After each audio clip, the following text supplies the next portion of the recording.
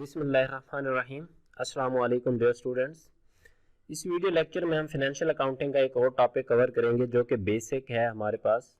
Financial accounting کا basic level کا topic ہے جس کا نام ہے فنکشنز آف اکاؤنٹنگ۔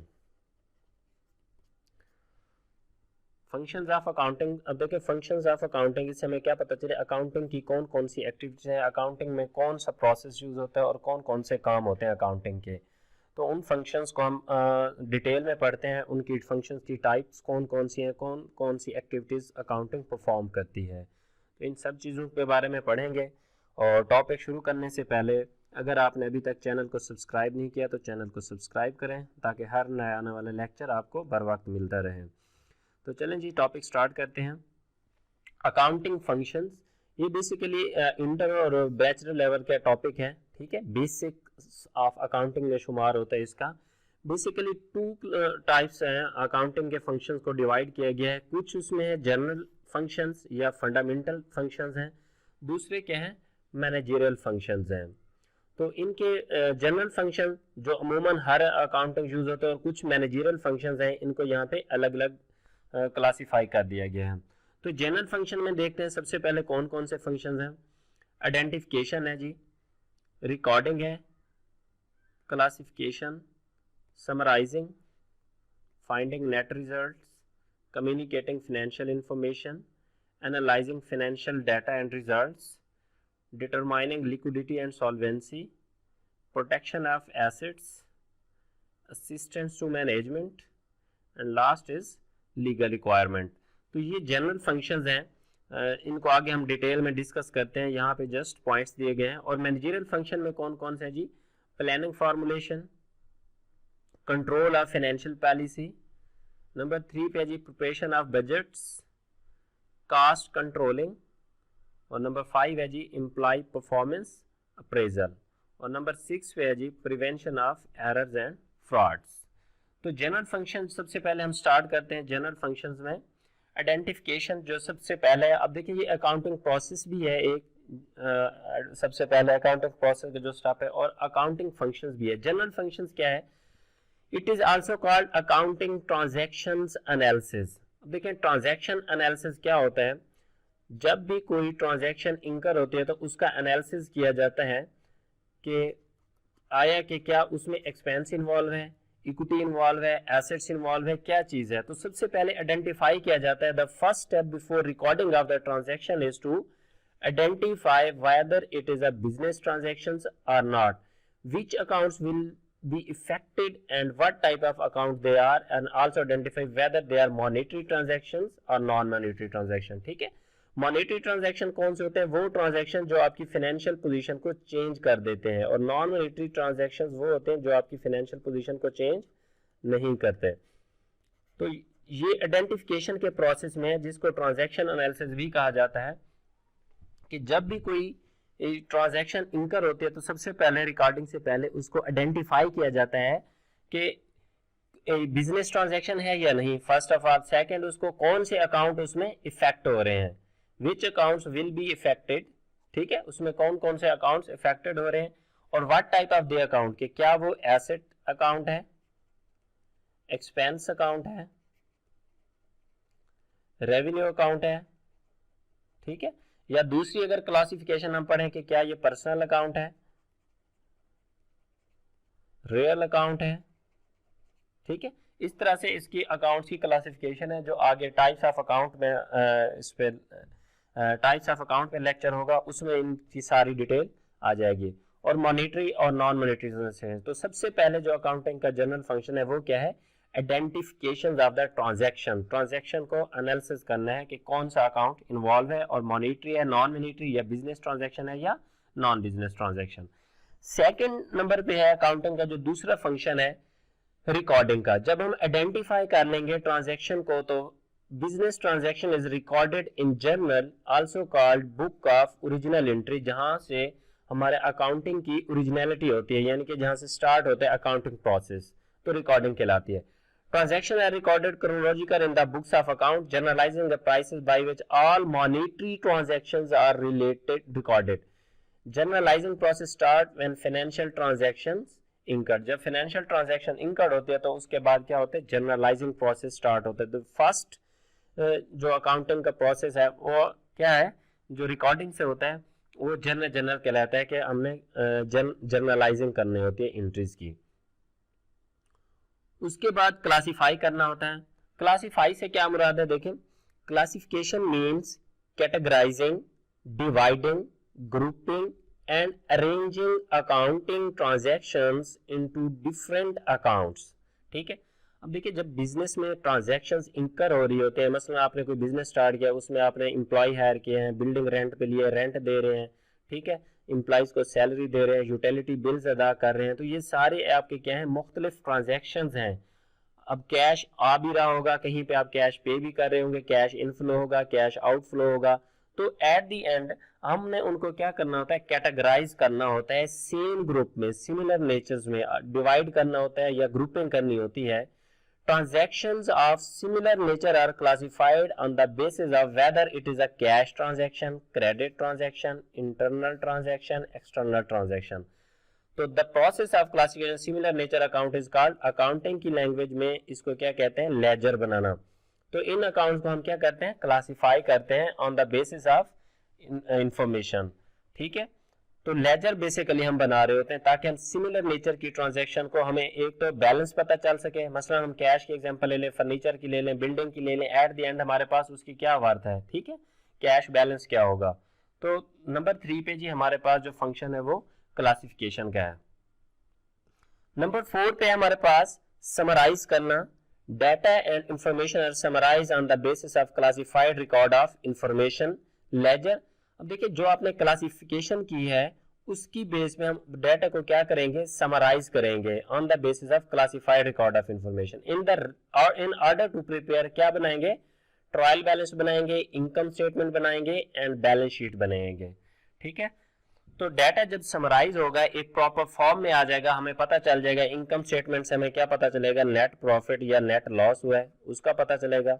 ठीक है, और बैलेंस शीट से हमें क्या पता चलेगा, फाइनेंशियल पोजीशन का पता चलेगा कि कंपनी की क्या फाइनेंशियल पोजीशन है। तो ये डाटा समराइज हो जाएगा। ठीक है, ये फाइंड करने के बाद नंबर 5 पे जो हमारे पास general finding net results. The basic objective of accounting is not only to record business transaction but also find the net result of the business operations for a specified period of time by preparing statements like income statement and balance sheet। Data को summarize करने के बाद उसके बाद हमने क्या करना है, नेट रिजल्ट फाइंड करना है। जैसे कि लास्ट पॉइंट में मैंने बताया, नेट रिजल्ट हम कहां से फाइंड करते हैं, इनकम स्टेटमेंट और बैलेंस शीट से हमें पता चलते हैं। 6 है जी, अब देखिए जब नेट रिजल्ट आप फाइंड कर रहे होते हैं तो उस फाइनेंशियल इंफॉर्मेशन को आपने क्या करना होता है, कम्युनिकेट करना होता है जो आपके स्टेक होल्डर्स हैं उनके साथ। The most important functions of accounting is that it communicates financial information to internal users. ठीक है, इंटरनल यूजर कौन है, मैनेजर्स एंड एम्प्लॉयज जो कॉर्पोरेशन या फैक्ट्री के अंदर काम कर रहे हैं, क्योंकि उन पे भी डिपेंड करते हैं कि कंपनी अगर बहुत ज्यादा प्रॉफिट में जा रही है, साथ सारे मैनेजर्स को बोनस मिलेंगे, सैलरी इजाफा होगा। ठीक है, और एम्प्लॉयज भी खुश होंगे, एम्प्लॉयज की सैलरी में इजाफा होगा, उनको भी बोनस मिलेंगे, सैलरी राइज होगी। एंड एक्सटर्नल सप्लायर और एक्सटर्नल यूजर जो होंगे, मसलन सप्लायर्स और इन्वेस्टर, अगर कंपनी अच्छा परफॉर्म कर रही होगी तो जो सप्लायर्स होते हैं उनका एतमाद बढ़ जाता है, क्रेडिट ट्रस्ट जो होता है उनका बढ़ जाता है, और इन्वेस्टर भी क्या करते हैं, मैनेजमेंट पे एतमाद करते हैं, ट्रस्ट करते हैं और ज्यादा इन्वेस्टमेंट करते हैं उसमें से। तो वही इंफॉर्मेशन जब कम्युनिकेट होती है फाइनेंशियल इंफॉर्मेशन के साथ, किन किन के साथ, इंटरनल और एक्सटर्नल लोगों के साथ, तो इससे क्या करता है, कंपनी का इमेज बेहतर होता है। नंबर 7 पे जी, अब देखिए जस्ट नेट रिजल्ट फाइंड नहीं करने होते या उसको कम्युनिकेट नहीं करना होता, जबकि उस डाटे का एनालिसिस भी करना होता है, फाइनेंशियल डाटा और रिजल्ट का। To know about the financial strength of a company in an industry at an individual level. मसलन आपके शुगर इंडस्ट्री है या टेक्सटाइल इंडस्ट्री है, ठीक है, ایک تو آپ اپنی انڈسٹری کے ساتھ کمپیئر کریں گے اپنی کمپنی کو, اس ڈیٹا کا انالیسس کریں گے کہ انڈسٹری نے تو اوور آل کتنا پرفارم کیا ہے اور انڈیویجول کمپنی نے کتنا پرفارم کیا ہے. پھر آپ انڈیویجول لیول پہ بھی اس کو کیا کریں گے, کمپیئر کریں گے. اب انڈیویجول لیول پہ آپ اپنی کمپنی کو کسی دوسری کمپنی کے ساتھ کمپیئر کر سکتے ہیں کہ کیا میری کمپنی بہتر پرفارم کیا کہ دوسری کمپنی سے یا نہیں.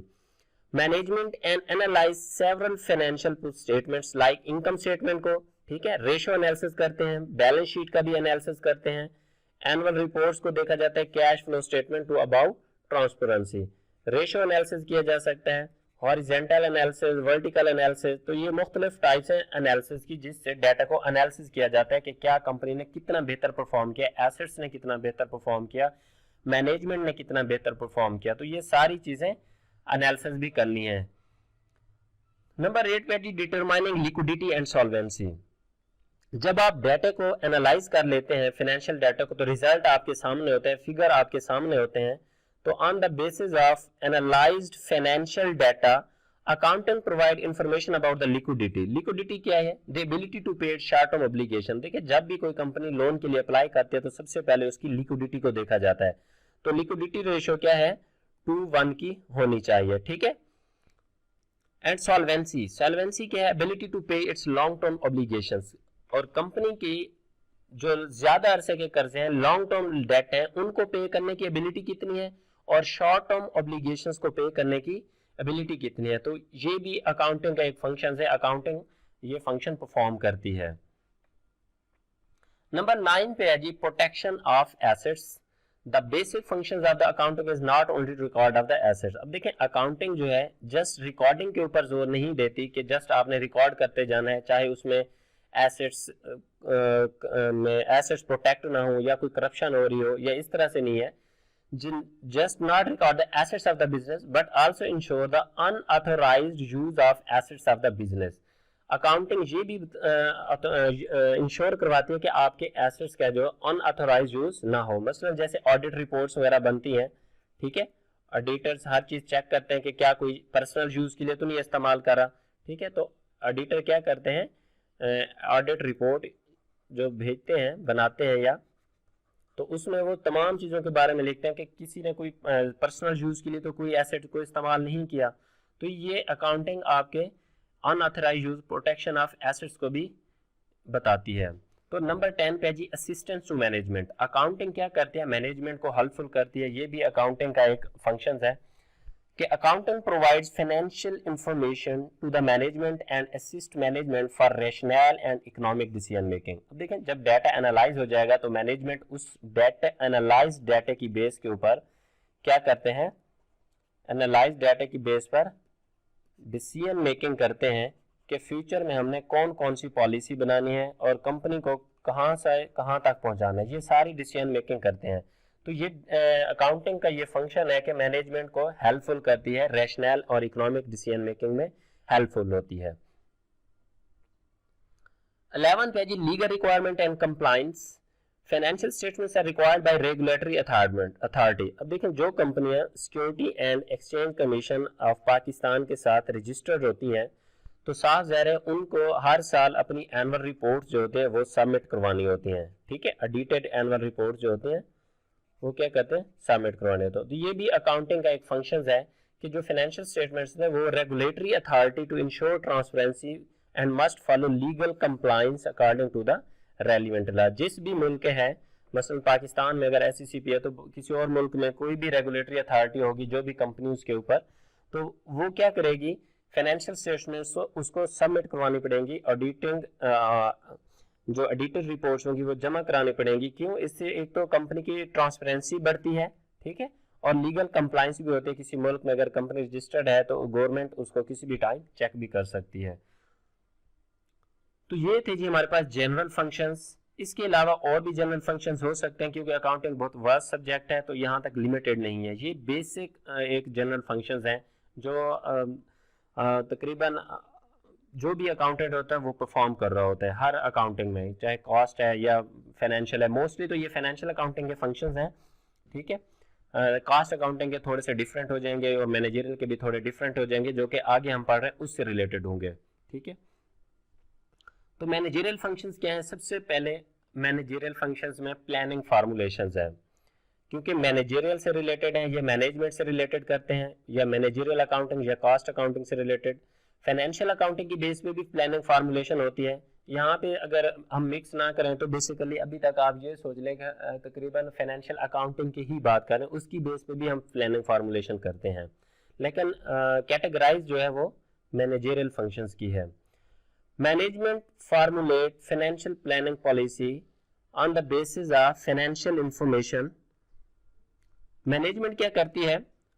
جو فائنینشیل پلاننگ پالیسی بناتی ہے، کس کی بیس کے اوپر؟ جو فائنینشیل انفارمیشن آپ کو مینجمنٹ کی طرف سے ملتے ہیں. مثلا آپ ڈیٹا کو انالائز کرتے ہیں، ڈیٹا جو انالائز ہوتا ہے اس کی بیس کے اوپر مینجمنٹ کیا کرتا ہے؟ پالیسی فارمولیشن کرتی ہے کہ فیوچر میں ہم نے کیا کرنا ہے، کون سی ڈیسیژن میکنگ کرنی ہے، کون سی نئی اسکیم لے کے آنی ہے، ٹھیک ہے، کون سا نیا پروجیکٹ سٹارٹ کرنا ہے. تو یہ ساری کیا کرتے ہیں؟ پلاننگ فارمولیشنز میں آتے ہیں. Various financial information is presented to management so that the management can formulate financial policy regarding the future activities. ٹھیک ہے، تو ویریس فائنینشیل انفارمیشن کی بیس کے اوپر مینجمنٹ کیا کرتی ہے؟ فائنینشیل پالیسی بناتی ہے فیوچر ایکٹیویٹیز کے ریلیٹڈ. نمبر 2 پہ ہے جی کنٹرول آف فائنینشیل پالیسی. دیکھیں فائنینشیل پلاننگ تو بن گئی، financial policy means rules, decisions and system by which N organization controls it's financial system.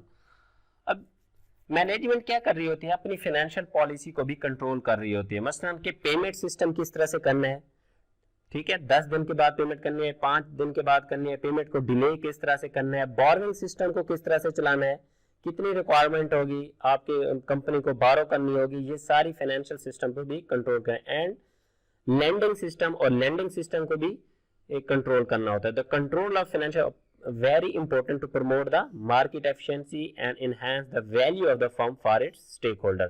تو اسٹیک ہولڈر کا اس پہ اعتماد بڑھتا ہے اگر کمپنی کی فائنینشیل پالیسی کے اوپر کنٹرول بہت ہے. ٹائم پہ پیسے پیمنٹ سسٹم ہو رہی ہے، ٹائم پہ بورونگ ہے اور ٹائم پہ لینڈنگ ہے، ٹھیک ہے، تو کسی کی پیمنٹ لیٹ نہیں ہو رہی، انٹرسٹ لیٹ پے نہیں ہو رہا، تو یہ ساری کیا کرتی ہیں؟ مارکیٹ ایفیشنسی کو پروموٹ کرتی ہیں اور فرم کی ویلیو کیا ہے؟ اسٹیک ہولڈر کی نظر میں بڑھتی ہے. Number 3 پہ جی preparation of budget. The preparation of budget is the one of the most important functions of accounting. Budget is estimated statements on income and expenditure based on the future activities. کہ future activities کے اوپر بیس کے اوپر آپ income اور expenditure کا اندازہ لگاتے ہیں. جیسا کہ کسی گھر کا بجٹ ہوتا ہے کہ کتنی آمدنی ہوگی، کتنے خرچے ہوں گے، اسی طرح سے ہر کمپنی کا بھی ایک بجٹ ہوتا ہے، جس طرح سے ملک کا بجٹ ہوتا ہے. تو یہ ایسٹیمیٹڈ ہوتا ہے کہ کتنی آمدنیاں ہوں گی اس سال، کتنے سال ٹیکسز پے کرنے پڑیں گے، فیوچر میں کون کون سے پروجیکٹ شروع کرنے جا رہے ہیں. تو یہ ساری انفارمیشن بھی اکاؤنٹنگ ہیلپ فل ہوتی ہے. Accounting provides financial information for the preparation of budget. اور وہ بجٹ کس بیس کے اوپر بنایا جاتا ہے؟ آپ کی فائنینشیل انفارمیشن کی بیس کے اوپر بجٹ بنایا جاتا ہے. نمبر 4 پہ ہے جی cost controlling. Accounting provide financial data for cost controlling. اب دیکھیں جب اکاؤنٹنگ ڈیٹا پرووائڈ کرتا ہے مختلف چیزوں کا، ایکسپینسز کا، ایسٹس کا، تو آپ کیا کرتے ہیں؟ اپنی کاسٹ کو دیکھتے ہیں کہ ہماری کاسٹ کا ڈیٹا نکالتے ہیں، اس پہ کاسٹ کا انالیسس کرتے ہیں کہ کیا ہماری کاسٹ بڑھ رہی ہے، کم ہو رہی ہے، تو کس طرح سے ہم کاسٹ کو کنٹرول کر سکتے ہیں. The data of the standard cost is presented ahead of the actual cost. Standard cost اور ایکچوئل. اسٹینڈرڈ کاسٹ وہ کاسٹ ہوتی ہے جو آپ نے پری ڈیٹرمائنڈ ہوتی ہے، آپ نے پہلے سے اسٹینڈرڈائز کی ہوتی ہے کہ ایک پیئر پہ بنانے پہ فار ایگزامپل 10 روپے خرچ ہوں گے، تو ایکچوئل اگر آپ کے 12 روپے خرچ ہوئے ہیں، ٹھیک ہے، اسٹینڈرڈ کاسٹ اگر سپوز کریں 10 روپے تھی اور ایکچوئل کاسٹ آپ کی تھی 12 روپے، تو آپ نے کیا کیا ہے؟ کمپیئر کریں گے تو یہ 2 روپے جو آپ کی کاسٹ بڑھی ہے یہ کیوں بڑھی ہے، ٹھیک ہے، compare for the work efficiency so that cost control become possible. تو آپ نے اس 2 روپے جو بڑھے اس کو کس طرح سے کنٹرول کر سکتے ہیں. تو کاسٹ کنٹرولنگ بھی اکاؤنٹنگ کا ایک فنکشن ہے، مینیجریل فنکشن ہے، اس کو بھی ہم نے اکاؤنٹنگ کا ہمیں ہیلپ فل کرتی ہے. اس میں امپلائی پرفارمنس اپریزل. امپلائی کی پرفارمنس جو ہوتی ہے اس کو بھی انالائز کیا جا سکتا ہے. اکاؤنٹنگ کا یہ بھی فنکشن ہے. Accounting information. Different task are assigned to employee and management for every department of organization. Hare organization میں مختلف امپلائیز کو مختلف ٹاسک دیے جاتے ہیں. جیسے مارکیٹنگ والے ان کو مختلف ٹاسک دیے جاتے ہیں، ٹھیک ہے، مینجمنٹ ہے، جو ایچ آر والے ہیں ان کے مختلف ٹاسک ہوتے ہیں. تو ان کمپنیز کو ان کی ڈیٹے کے اوپر جب کہ کس employees and manager performs are evaluated with the help of accounting information. تو اکاؤنٹنگ انفارمیشن اکٹھی کی جاتی ہیں کہ کس نے کتنی سیلز کی ہے, اس میں گروتھ کتنی ہے, ٹھیک ہے. تو اس کے بیس کے اوپر ان کی پرفارمنس کو اپریزل کیا جاتا ہے اور اس کے بعد ان کو بونس اور الاؤنسز وغیرہ دیے جاتے ہیں, ٹھیک ہے. تو وہ اکاؤنٹنگ انفارمیشن ہوں گی تو ہم بونس اور الاؤنس دیں گے. نمبر 6 پہ ہے جی prevention of errors and fraud. Accounting not only provide useful information but also work as a system which ensure safe guard and prevention of errors and fraud. تو مینیجریل لیول پہ accounting just not آپ کو information provide کرتی ہے, but آپ کے assets کو یا آپ کی انفارمیشنس کو یا اکاؤنٹنگ جو آپ کے فائنینشیل انفارمیشنز ہیں ان کی پریونشنس آف ایررز اینڈ فراڈ سے کرتی ہے. تو یہاں پہ کیا کرتے ہیں, آڈٹ رپورٹ, جیسا کہ پہلے بھی ہے, آڈیٹر کیا کرتے ہیں, آڈٹ رپورٹ ایشو کرتے ہیں, ٹھیک ہے. تو اس سے کیا کرتے ہیں, ایررز اینڈ فراڈ جو ہوتے ہیں, ہیومن ایررز ہیں یا جان بوجھ کے کوئی کرپشن کی گئی ہے یا دوسری چیزیں, سسٹم فیلیئرز ہے, انٹرنل اگر آپ کا کوئی آڈٹ ہے یا ایکسٹرنل آڈٹ کرواتے ہیں, تو مختلف طریقے ہیں, آپ اپنے کیا کرتے ہیں اس کو ایسٹس کو سیف گارڈ کر سکتے ہیں. تو اکاؤنٹنگ کا یہ بھی فنکشنز ہے کہ آپ کے ایسٹس کو, آپ کی کمپنی کو ایررز اور فراڈ سے بچاتی ہے, ٹھیک ہے. تو یہ اکاؤنٹنگ انفارمیشن ویری ہیلپ فل ہوتی ہیں.